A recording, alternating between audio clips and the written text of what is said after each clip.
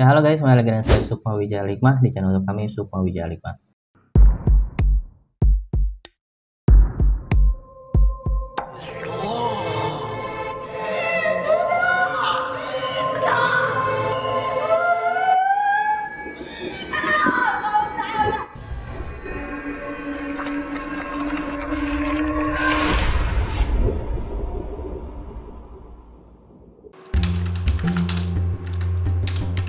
Ki, jadi Jumatan gak Ki? Ya, jadilah, ayolah. Ayo Ki. Ayo Ki. Ntar ya. Itu apaan Ki? Kok wanginya enak banget sih? Ini minyak kasturi. Oh. Ini minyak Arab ibadah. Nah, minyak kasturi ini minyak yang paling disukai Rasulullah dari hadis riwayat Muslim. Nah, ini minyak ini juga non alkohol dan insya Allah halal dan juga kualitasnya bagus nih. Nah, Saya minta dong Ki. beli dong nih, belinya di sini nih. Mana tuh, Ki? Nih ya. Nih ada di Bukalapak, di Shopee ya, di Tokopedia nih. Ketik aja minyak Arab ibadah nih, tuh banyak tuh Banyak pilihannya. juga ya Ki. Iya. Baik, pada video kali ini kita masih dengan Mbak Caca. Ya. Nah, pada waktu video kemarin kan kita sempat bahas tentang Mbak Caca itu misterinya lah ya, Ya, mistisnya betul. gitu. Tapi ada sisi lain dari Mbak Caca yang bikin gue penasaran gitu ya. Tentang katanya pernah mengalami KDRT. Pada Dari- RT nggak tuh? KDRT namanya. Iya benar KDRT berarti ya. Dari ayah.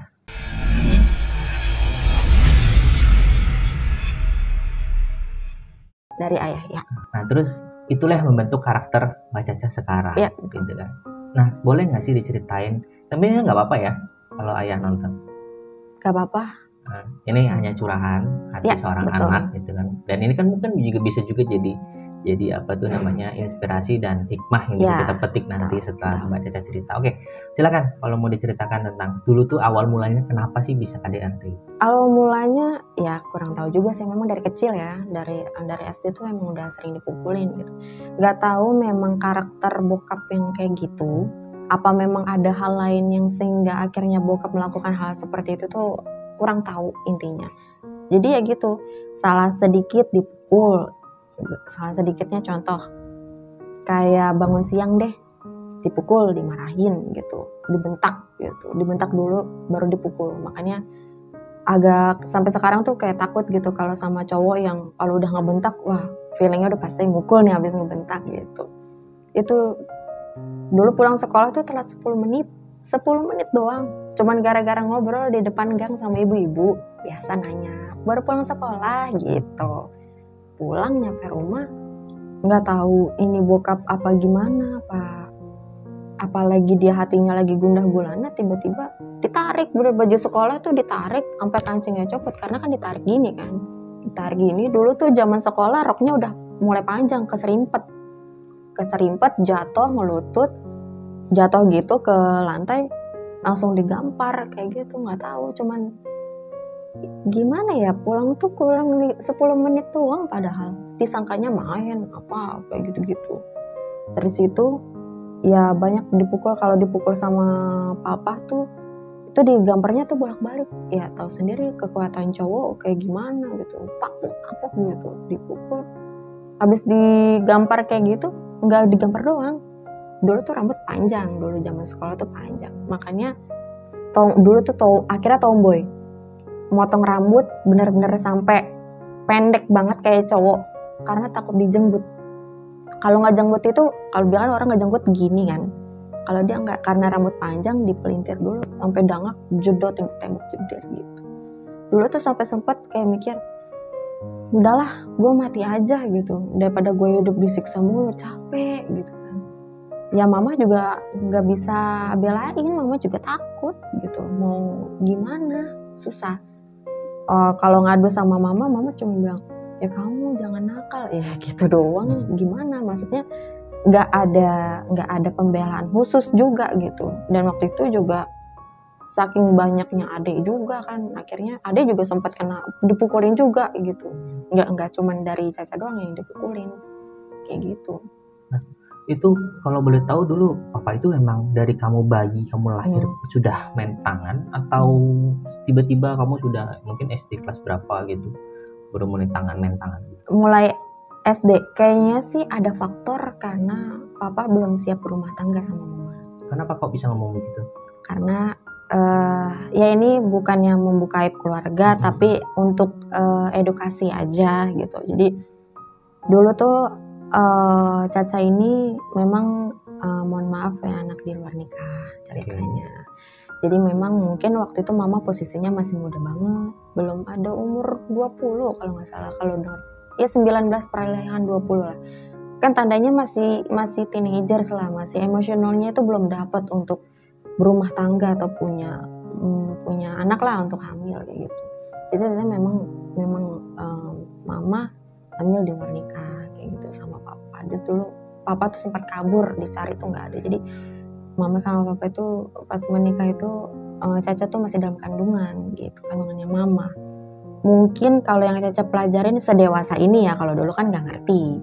Sedewasa ini mempelajari, oh mungkin karena memang papa mama ini belum siap untuk memiliki keluarga gitu, belum siap untuk dengan kehadiran seorang anak. Jadi karena merasa bersalahnya itu mungkin papa akhirnya mukul si anak gitu, itu mukul Caca gitu, kayak jadi nggak suka gitu. Ada anak bagus segala macam, cuman bisanya disuruh, diomelin, dimaki, dikatain. Itu benar-benar yang wah udah awalnya sampai yang nangis, sampai baper, lama-lama dipukul udah mati rasa. Kayak gitu udah. Ya mungkin itu salah satu faktornya kenapa akhirnya bokap kayak gitu. Oke, tapi dalam perjalanan itu kan dengar-dengar juga katanya sampai bapak sama ibu tuh cerai ya? Iya. Itu di umur kamu berapa itu? Kelas 2 SMA. Kelas 2 SMA berarti 16-an tahun ya? Iya 16 tahun lah. Ya, berarti perjalanan dia rumah tangga sama papa kamu cukup panjang juga ya, 16 tahun ya berarti ya? Iya. Sekitar 16 tahun, 17-16 tahun ya dengan kamu gitu kan. Nah, selama perjalanan itu oke, kita akan menyingkirkan dulu masalah papa kamu selingkuh dan menikah lagi dengan wanita idamannya gitu ya. Tapi saya lebih mau bahas tentang kamunya gitu. Selama 16 tahun itu kan mama kan nggak bisa berbuat apa-apa, nggak bisa berbuat banyak kan. Iya. Tapi apakah ada perlawanan juga dari mama kamu? Ada. Ikut dipukul juga. Ikut dipukul. Dan apakah dia nerima aja atau dia sempat ngelawan juga? Sempat ngelawan. Tapi mama malah kena pukul. Pernah waktu itu mama sampai pingsan dipukul sama papa saking ya kenceng namanya cowok mukul gimana gitu. Nggak lapor polisi waktu itu? Nah kebetulan itu kasusnya pas udah yang mau cerai tuh. Itu dari keluarga mama sempat bilang dibawa aja kasusnya ke polisi, ini udah parah. Dulu tuh waktu Caca ingat banget namanya sekolah lagi ujian, ingat banget lagi ujian. Itu pulang kondisi mama tuh babak belur kayak maling digebukin. Itu yang mata tuh sampai kayak berdarah di dalam, apa biru-biru sampai bengep. Nggak tega deh. Pokoknya ngeliatnya udah kayak apa itu. Sejujurnya dulu kayak pengen gue bunuh nih bokap gitu loh, pengen kayak gitu. Itu sempat udah mau dipolisikan tapi mama tuh nggak tahu cinta apa bagaimana. Pokoknya bilangnya nggak mau deh kalau bapaknya di penjara, kasihan anak-anaknya. Nanti ngelihatnya wah bapaknya di penjara gitu dibully, mikirnya gitu mama. Cuman ya udah keputusan kan ada di tangan mama, balik lagi ya. Ada adanya mama kan nggak bisa apa-apa. Ya emang benar maksudnya itu kan kalau udah rumah tangga kan ya balik lagi ya yang menjalankan kan yang untuk memilih bagaimananya penyelesaiannya. Dan pihak gitu. mama papanya mama kamu juga nggak ada counter gimana gitu? Enggak, malah dulu tuh pas mama papa pisah malah yang disalahin tuh mama, disangka nggak bisa jaga suami kayak gitu. Okay. Nah, tapi selama mama papa kamu berumah tangga dia masih jadi papa kamu itu, dia papa nafkahin? Enggak. Jadi yang kerja mana? Mama. Oh jadi si bapak minta duit sama ibu? Yang kalau papa biasanya keuangannya itu dari eyang. Dari bapaknya? Keluarganya papa ya. Jadi selama 16 tahun dia masih disupport sama ayahnya. Iya, disupport sama keluarganya. Memang ada kerja, cuman ya gitu, karena bangunnya sering kesiangan, terus jadi kayak yang punya perusahaan gitu, jadi dia dikeluarkan lah dari perusahaan itu. Jadi memang yang lama bekerja tuh mama. Jadi yang hidup kalian, yang operasional rumah, listrik, air, bayar segala macam dari uang sekolah, mama semua. Mama semua. Papa nggak ada bantu sedikit-sedikit? Ada, ya? Cuman ya nggak banyak lah gitu. Nah, dalam waktu 16 tahun kan cukup lama ya, Ya. 16-17 tahun itu. Apakah kamu selama 16 tahun itu dipukul terus-terusan? Terus setiap hari. Setiap hari? Emang nggak pernah misalkan mungkin bercanda sama ayah ya, kadang-kadang lagi normal gitu, lagi waras gitu? Nggak pernah Sama sekali ya? Enggak, ngobrol seadanya. Kamu pernah nggak nanya papa, kenapa sih lu pukulin gue terus? Saking nggak beraninya sama papa ya udah nggak pernah nanya, komunikasi tuh nggak ada. Cuman kayak sekedar nyuruh ke warung, nyuruh mandi, nyuruh ngaji, udah kayak formalitas aja. Kayak gitu. Tapi dulu papa sering di rumah kondisinya? Di rumah. Atau sering keluar? Di rumah juga, keluar juga. Nah, dulu bapak biasanya gini ya, ini kan yang mainstream ya, bukan yang mainstream yang saya lihat, setahu saya tuh orang yang suka mukul itu biasanya karena mungkin satu karena masalah, mungkin dia punya masalah keuangan yang cukup sulit ya, atau mungkin dia lagi nggak ada pekerja jadi stres gitu ya, bisa ke arah situ. Atau memang mungkin karakter dia memang pemabuk. Biasanya orang-orang yang pemabuk lebih condong dia melakukan itu nggak sadar, habis dia kondisinya mabuk, stres, nggak dapet duit, nggak ada kerja, akhirnya larinya ke mukul. Kayak gitu apa gitu? Iya betul. Oh. Iya, itu karena memang suka minum alkohol juga sih, kayak gitu. Terus sering nongkrong. Cuman maksudnya ya gimana ya? Orang kan kalau misalkan nongkrong apa ya, seenggaknya nyari link lah kerjaan apa. Ya mungkin nyari, kan kita nggak tahu di luaran papa kayak gimana. Tapi seenggaknya gitu, ada hal positif lah yang dilakukan seorang ayah gitu untuk keluarga gitu. Memang nggak, malah mama yang kadang papa tuh yang kalau dulu kan nongkrong sampai pagi gitu ya, yang gitaran lah apa, mabuk, yang kacang apa segala macam gitu. Jadi ceritanya waktu itu saya itu mau berangkat sekolah, nggak ada ongkos. Mama ada waktu itu namanya daerahnya lapangan, jadi mesti ke depan gang dulu ada lapangan gede, nah nongkrongnya di situ. Jadi mama ini nyamperin si papa ke lapangan buat minta uang untuk ongkos anak-anak gitu mungkin. Pulang itu mama kan pakai daster udah kemana, terus udah apa, rambut berantakan. Ya gimana nggak stres, maksudnya aku juga jadi ngerasa traumanya ke situ gitu. Ya Allah, mama kenapa gitu? Itu sampai aku nggak mau sekolah cuman karena nggak apa-apa, ini uang buat kamu itu ngasih, kalau nggak salah tuh cuman 3.000 apa goceng ya, seingatnya sih gitu. Mama kenapa? Nggak apa-apa, tapi sambil kayak nahan nangis gitu. Jadi ceritanya emang aku nih keluar pintu, speaknya kayak udah berangkat, padahal nggak, cuman slot ini doang. Nah aku ngumpet nih di balik, jadi kamar mama nih kan ruang tamu sampingnya. Jadi aku dari samping ini ruang tamu ngintipin mama. Itu baru nangis kejer mama.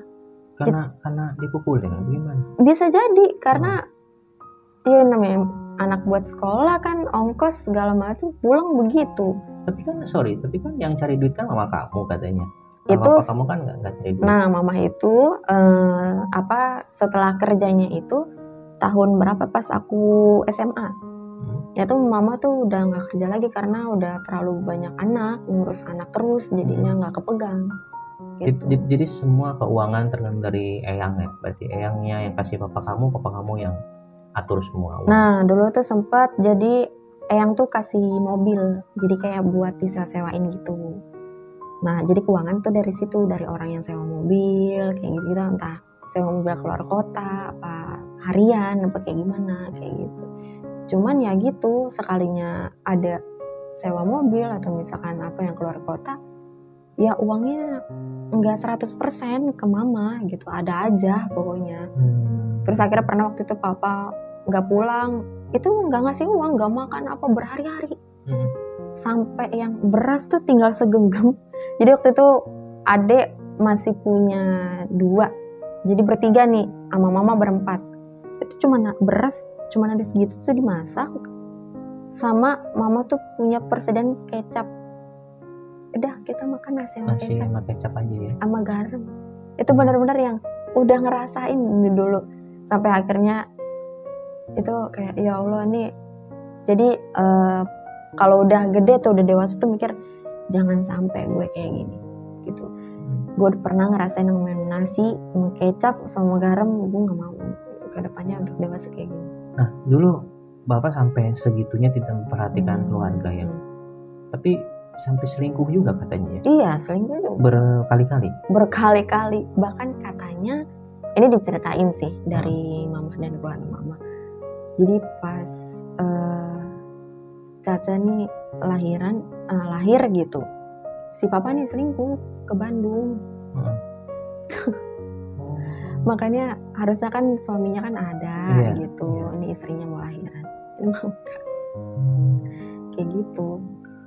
Jadi selama ini ya Papa memperlakukan keluarga seperti itu ya, dan Mama bertahan 16 tahun ya. Iya karena anak. Iya.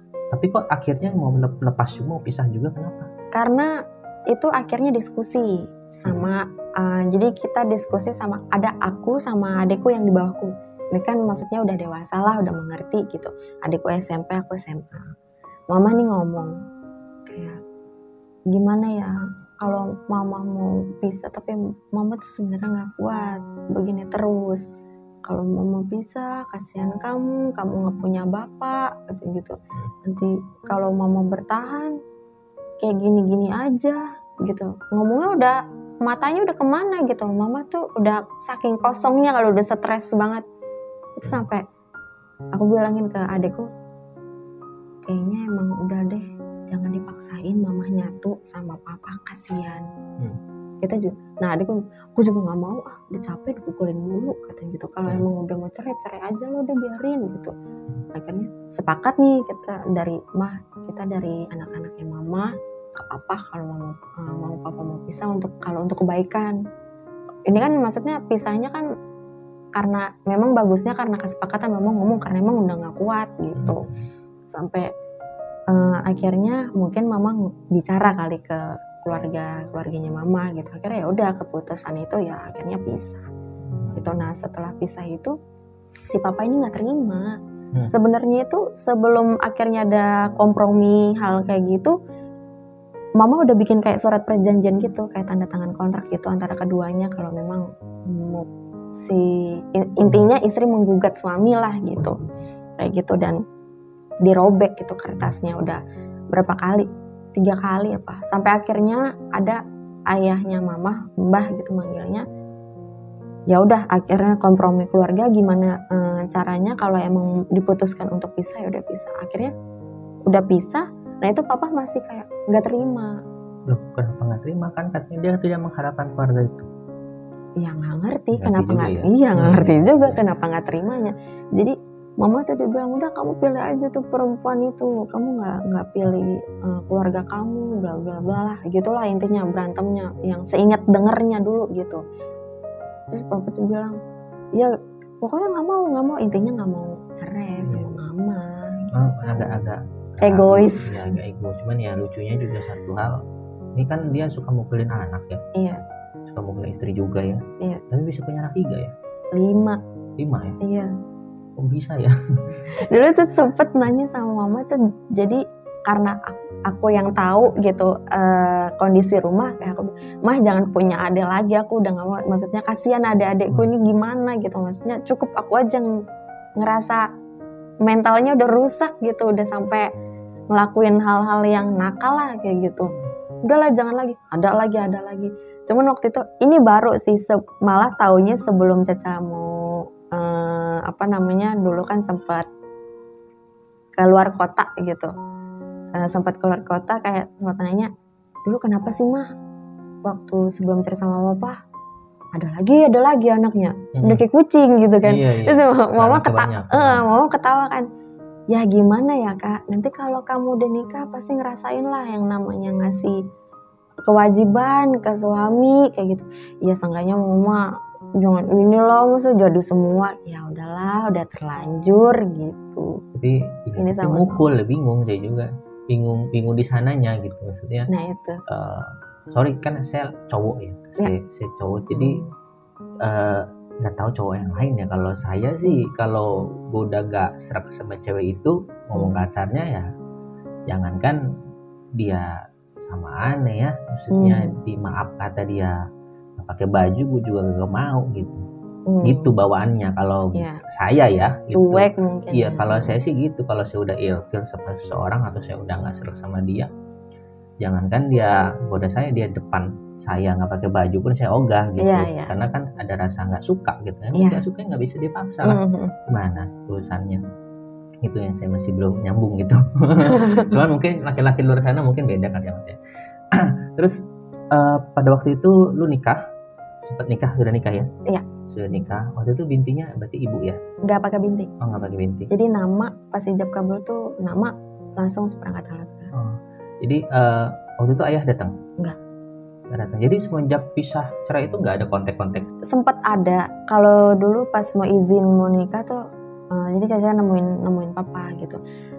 Dia mulai kayak mungkin tahu kali rasanya kehilangan anak tuh kayak gimana. Karena kan balik lagi ketika orang tua di masa tuanya kan pasti siapa lagi lah yang mau sowan, siapa lagi lah yang mau ngurusin bapaknya gitu.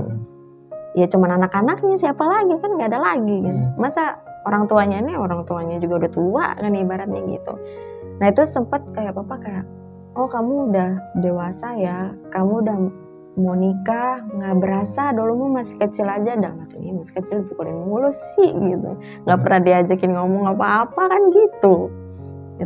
Ya dia cuman diem aja, iya pak gitu.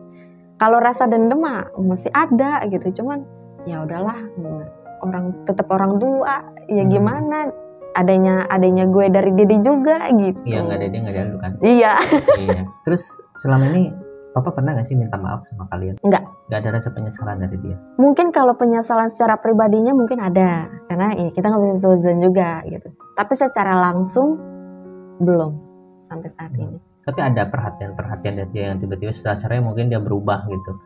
Entah kadang-kadang ngasih apa, pernah apa. Waktu itu aku 17 tahun itu sekali-kalinya papa bilang ngucapin selamat ulang tahun ke 17 buat anak papa udah yang pertama udah dari remaja udah dewasa, sekali-kalinya tuh seumur hidup. Habis itu nggak pernah lagi? Nggak. Nah itulah katanya yang ngebentuk karakter kamu sekarang ini jadi agak sedikit tidak mudah percaya dengan cowok. Iya, sempat. Nggak mudah percaya itu tuh yang seperti apa sih maksudnya? Konyol sih kalau misalkan nggak percaya itu. Jadi dulu sempet yang main akhirnya karakternya jadi tomboy. Oke. Jadi karena mungkin ajaran mamah juga, karena kamu tuh harus kuat, jangan lemah gitu. Jadi karakternya lebih suka kayak cowok lah, berani, terus mandiri kayak gitu. Akhirnya ya udah, karena tomboy sering nongkrong nih sama teman-teman cowok. Sering nongkrong sama teman-teman cowok yang ngobrol. Sebenarnya kalau dari pandangan Caca sendiri kan ya biasa aja. Cuman ternyata ada salah satu dari mereka teman tongkrongan ini yang baper, ceritanya suka gitu. Cuman pas dia bilang suka, ya tanggapannya Caca cuman, lu suka sama gue bisa aja lu ngomong buaya gitu doang gitu. Terus habis itu akhirnya dibilang si Caca tuh suka cowok apa enggak sih katanya gitu. Iya. Jadi sempet pacaran sama cewek ya? Ya enggak. Oh enggak. Cuman mati rasa doang. Oh mati rasa doang sama cowok, cuman nggak sempet suka sama cewek. Sempet suka ada. Sempet suka. Pacaran enggak. Tapi sempat menjalin hubungan. Enggak. Oh jadi suka doang. Suka aja sama cewek. Pernah sempet suka nih kayak, apa gue suka sama cewek? Iya gue sama cowok kayak nggak ada rasa gitu. Maksudnya untuk PDKT tuh kayak gimana ya, ngerasa kayak temen aja gitu, kayak cewek ke cewek lah gitu. Jadi lu waktu itu sempat suka sama cewek, sempat PDKT sama cewek? Enggak. Oh enggak sempet di PDKT ya? Enggak. Tapi sekedar menyimpan rasa suka karena kecantikan dia gitu? Iya. Atau karena perhatian dia? Enggak sih, lebih karena karakter sih. Kalau Caca tuh suka sama orang lebih ke karakternya. Oh karena karakter dia. Terus setelah itu lu bisa menghilangkan rasa itu? Iya dong. Cewek? Iya. after that lu bisa kembali bagaimana bisa nerima cowok, gimana prosesnya? Pernah lagi sendiri aja ngerenung gitu sendiri. Gue karena bokap nih yang kayak gini, apa iya sih, maksudnya apa semua cowok kayak gini ya gitu. Soalnya pernah ada salah satu curhat sama temen cowok nih. Nah temen cowok ini bilang gak semua cowok kayak gitu, walaupun semua cowok emang brengsek kadang kayak gitu. Cuman kalau lo mau buka hati, kalau lo mau open minded, gak semua cowok kayak gitu. Oh gitu ya, gitu. Ya udah respon Caca cuman oh gitu ya, gitu doang. Lu mah responnya gitu doang, lu jangan-jangan bener gak suka cowok lagi. Ih sialan lu, gue suka lah sama cowok, cuman masih belum bisa. Sampai akhirnya ya udah, dari situ sempet jomblo tuh lama. Maksudnya lebih suka sendiri gitu daripada kayak punya pacar apa kayak gitu tuh gak suka dulu. Terus sampai mikir nikah tuh nggak ada mikir nikah apa. Kalau zaman dulu kan umur 22, 23 tuh gue pengen nikah aja biar ada yang nafkahin gitu-gitu kan, pengen cepet-cepet nikah kayak ya, gitu. Abis nikah ternyata gak dinafkahin. Iya. Banget ya. Iya. Banyak tuh cewek-cewek tuh nyari misalkan cowok kaya, cowok tajir, cowok sukses ya kan. Tahu abis nikah dia cari cewek lain. Iya. Yang di rumah dirawat. Double kill, God's like kalau itu mah. Di Dota mah iya. Makanya. Terus akhirnya dari situ tuh mikir, ya me time aja sih sendiri, mikir me time. Apa iya ya, oh kayaknya gue memang harus buka hati nih gitu. Coba untuk deket sama cowok. Akhirnya pernah tuh suka sama cowok, ternyata cowok itu juga suka gitu. Pas lagi deket ya emang maksudnya nggak yang, kalau orang kan biasanya pacaran suka menye-menye, terus apa bahasanya kalau ini hubungan sama pasangan bucin. Iya. Kalau Caca nggak cuek, tetap cueknya masih ada. Kalau misalkan dia nanya, jawab, dengan nanya ya udah gitu. Itu diputusin gara-gara itu. Abisnya kamu cuek banget katanya, kayak ngerasa aku kayak kamu nggak suka sama aku gitu. Iya. Padahal emang lo begitu, gimana ya? Iya. Nah tapi kesini-sininya mulai lagi nih pacaran sampai gue punya 14 mantan. 14? Akhirnya kesini-sininya udah mulai ya udah ternyata memang sama cowok gitu, bukan sama cewek gitu. Ternyata gue tuh dulu kenapa sama cewek, karena mungkin sama cewek tuh lebih sama-sama kan hatinya lembut gitu, sama-sama kan kalau untuk ngobrol tuh lebih nyaman kayak gitu. Ngobrolin perasaan ke heart to heart. Kalau sama cowok kan lebih kayak elah gitu doang lu cemen gitu. Kalau cowok kan lebih ke logika gitu kan. Kalau cewek kan ke heart to heart. Nah sebenarnya kan yang dibutuhin dari anak-anak broken home itu kan heart to heart-nya itu, bukan logikanya itu. Itu kan lebih ke nomor 2 mungkin. Karena yang pertama kan lebih pengen ngerasa disayang, karena enggak disayang aja nggak pernah gitu, ngerasa diperhatiin nggak pernah, apalagi dipeduliin tuh nggak pernah gitu. Jadi pas sama cewek tuh ngerasa suka karakternya gue suka nih karena gue nggak dapet ini gitu. Tapi salah kayak gitu tuh salah gitu. Sorry, berarti pernah jalanin hubungan dekat sama cewek dong? Enggak sama sekali. Sahabatan aja udah. Iya sahabatan. Cuman yang saya sepintas lihat sahabatnya kali. Iya. Oke, lanjut. Iya, kayak gitu karena. Cuman justru malah sekarang punya teman cewek tuh jarang. Makanya kenapa deket banget sama cewek tuh, teman cewek tuh cuman 1 atau 2, selebihnya nggak. Karena kan kalau sama teman cewek tuh lebih enak ngobrol heart to heart. Tapi itu sahabat ya? Sahabat, emang bener sahabat. Ada gue sampai sekarang orangnya. Cuman bercanda doang kayak, "Lu jangan suka sama gue." Enggak lah dia. Kadang-kadang kan karakter wanita dan laki-laki itu beda ya. Kalau cewek itu biasanya lebih condong sukanya diperhatiin, dipeduliin, gitu, dilindungi. Kalau cowok itu biasanya lebih suka dipuji-puji, biasanya diangkat-angkat. Tapi cowok tuh beda gitu karakternya. Kalau cewek dibilang cantik banget sih biasa aja. Tapi kalau diperhatiin gitu kan dia lebih gimana gitu. Iya, itu. Beda makanya. Pada saat makanya pas ketemu cewek sama cewek sahabatnya ya tahu karena karakter cewek gitu. Jadi perhatiin gitu ya. Lebih gitu. Ke situnya.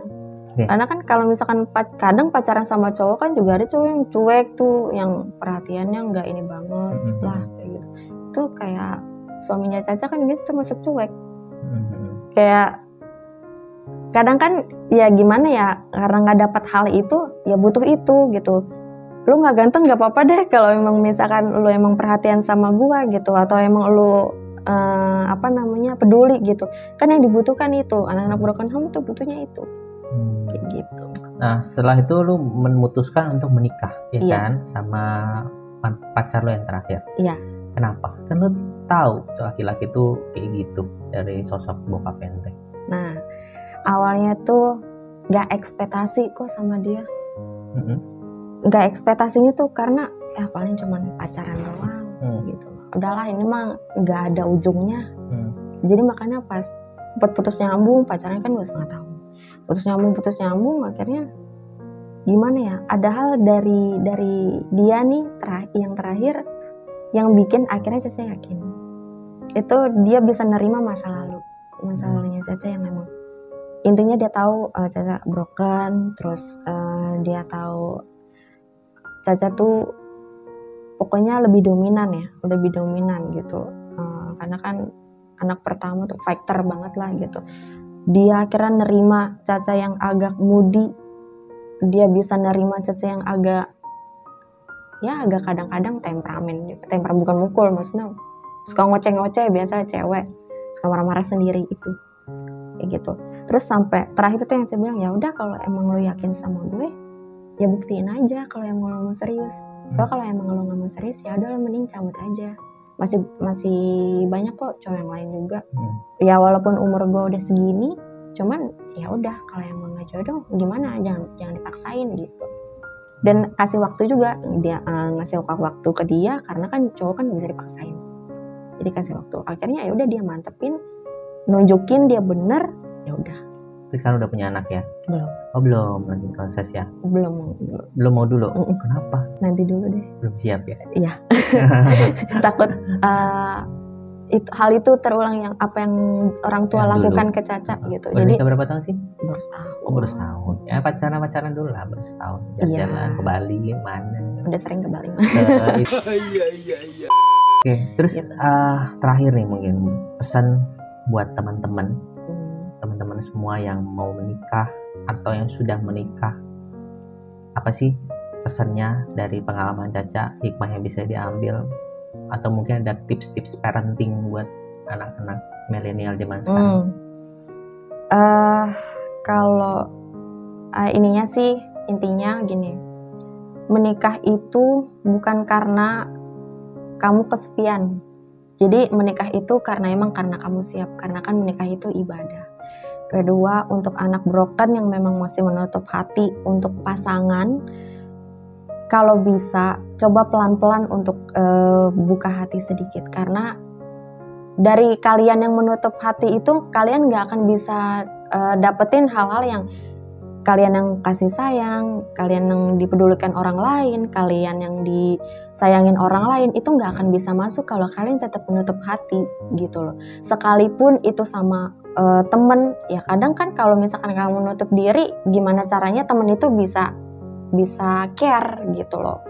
Terus kalau untuk anak muda zaman sekarang ya, saran aku sih jangan terlalu gampang ngomong udah gue capek pengen nikah, enggak. Karena nikah itu enggak segampang kayak pacaran gak cocok bisa putus, nikah gak cocok gak mungkin cerai, apalagi udah hamil, apalagi udah punya anak gitu, enggak segampang itu. Jadi pengenalan atau untuk mengenali karakter satu sama lain itu penting gitu. Jangan asal-asal kayak ngomong aja kayak gitu. Dan juga kalau untuk cari pasangan, jangan mencari di saat kesepian, tapi mencari di saat siap. Gitu aja. Tuh dengerin tuh Put. Ya. Jadi gue ya. Iya, jadi memang menikah itu kita bukan kebanyakan tuh gini ya Mbak ya. Iya. Laki-laki itu tuh pengen buru-buru nikah tuh karena kebutuhan seks. Ya betul. Biasanya gitu karena dia pacaran gak dikasih sama pacarnya, kan ditantang sama pacarnya, lo mau serius sama gue, mau dapetin gue, lo nikahin gue gitu. Iya. Dan kebanyakan laki-laki itu terpancing emosinya, merasa tertantang. After that sudah dapet, udah puas, udah tidak penasaran lagi sehingga dia tidak menyayangi keluarganya. Banyak kan seperti itu. Nah, jadi kalau memang menikah itu juga bukan karena kebutuhan seks doang. Jadi benar-benar yang harus dipikirkan adalah dari soal ekonominya. Apakah kita cocok dengan dia apa enggak? Benar ya nggak ya? Kita cocok apa enggak sama dia gitu kan. Habis itu baru ke arah yang seks itu urusan terakhir sebenarnya. Dan kebanyakan kan memang kita dalam pernikahan itu yang paling banyak masalah itu ada dua hal. Misalnya yang pertama urusan ekonomi, yang kedua urusan seks. Kalau misalnya seks tidak tercukupi, bisa selingkuh.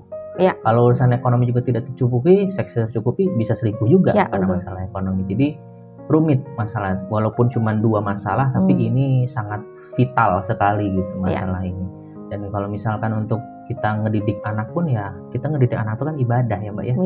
Ya jadi kalau bagaimana nanti anak itu karakter nanti sudah besar itu bagaimana pola pikirnya, bagaimana dia menjadi karakter itu biasanya terjadi dari dua hal. Yang pertama dari parenting, bagaimana orang tua mendidik anak itu, dan yang kedua dari lingkungan. Dengan bagaimana lingkungan dia ya dia betul seperti itu. Tapi awal mula anak itu bisa muncul karakter sifatnya itu karena anak itu kan melihat orang tua. Betul. Melihat anak itu kan belajar karena dia melihat dan mendengar pertama kali gitu kan. Jadi kalau misalnya orang tuanya banyak kata kasar atau banyak main pukul, ya jangan salahkan kalau anaknya menjadi ada dua hal, bisa jadi dia ngikutin atau dia akan trauma dengan hal itu, gitu. Trauma dengan kekerasan, atau bisa jadi anak itu akan jadi orang yang suka dengan kekerasan. Nah, gitu ya. Jadi memang kalau mau benar-benar mau nikah itu ya pikirkan matang-matang lah, pertimbangan matang-matang ya. Oke, teman-teman semua, sampai di sini dulu kita ngobrol sama Mbak Caca. Seru nih ceritanya. Pengalaman hidupnya yang asli, real pengalaman Mbak Caca tentang KDRT ya. Mudah-mudahan itu tidak terjadi sama kita semua, dan jaga anak-anak kita dari yang namanya kekerasan dalam rumah tangga. Kita juga sebagai laki-laki nih, buat teman-teman yang cowok-cowok juga, matangkanlah diri kita masing-masing, matangkan dulu karakter kita, dimatangin dulu, batin kita dimatangin dulu. Jangan menikah karena merasa tertantang, jangan menikah karena rasa penasaran, tapi karena kita benar-benar sudah siap dari bab ekonomi dan karakter dan batin kita. Kalau memang kita benar-benar udah dewasa, udah siap, kita sudah tenang orangnya, silahkan. Oke, sampai sini dulu buat teman-teman semua. Thank you yang udah nonton, dan jangan lupa subscribe, like, and share, dan komen ketik di bawah kalau mau bahas apa atau mengundang siapa, boleh. Mungkin kita bisa undang. Oke, thank you. Sampai di sini dulu, dan sampai ketemu di video-video selanjutnya. See you, bye-bye.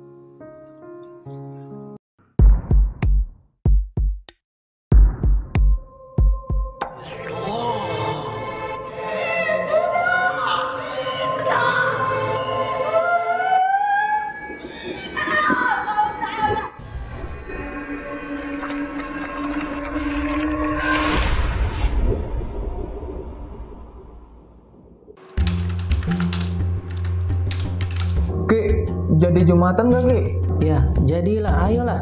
Ayo Ki. Ayo Ki. Ntar ya. Itu apaan Ki?